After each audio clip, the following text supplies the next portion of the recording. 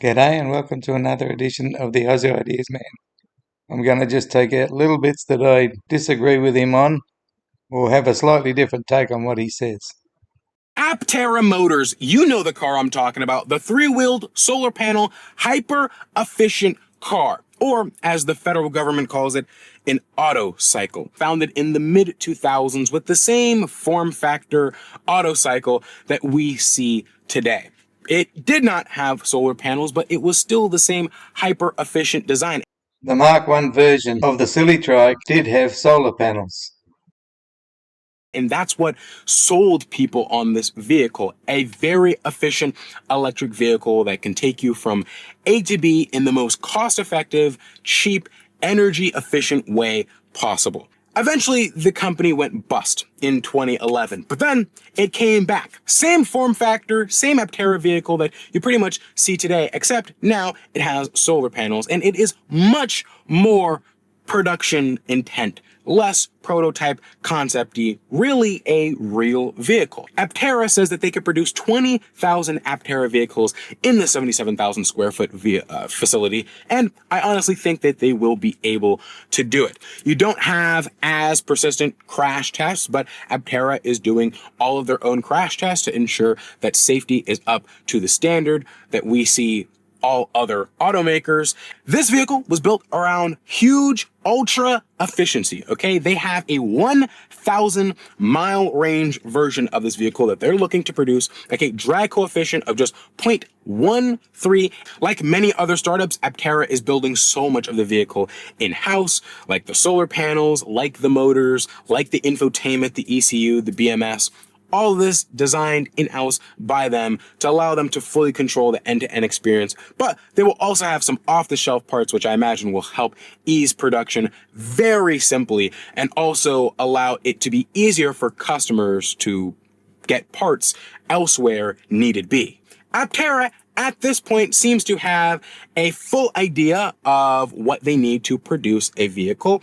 With their most recent Artemis vehicle, which we'll talk about more in detail in a second, they have everything down from their motors to the batteries to the solar panels to the composite body shell of the vehicle, who's producing it, where it's going to be produced. And so Aptera has an idea of how this vehicle is going to get made. I think what Aptera has built is magnificent, and I want to see this vehicle go into production. It is as simple as that. And now we have Artemis, and Artemis is Aptera's first full validation vehicle with production intent hardware and software.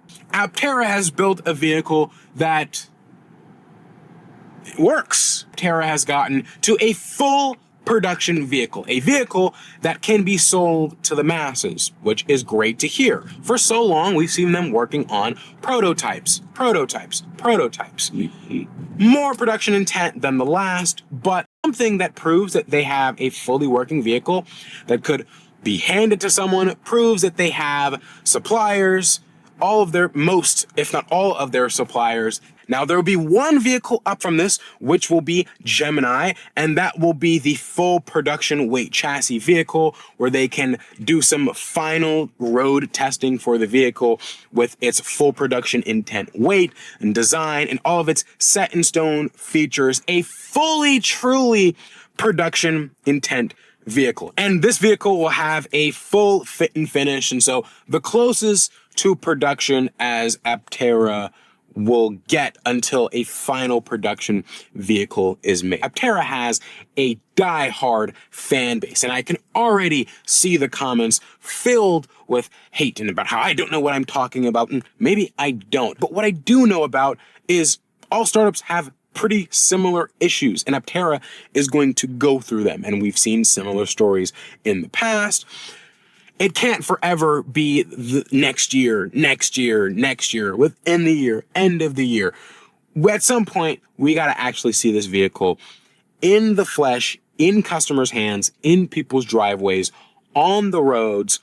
But I'll say this, Aptera is one of the most transparent startups we've seen. They give monthly updates, all sorts of videos and information into the ins and outs of the company and the vehicle to have and help everyone enthusiasts, investors, those just passing by, have an idea of what Aptera is doing. And that's important. And I'm glad Aptera is doing that.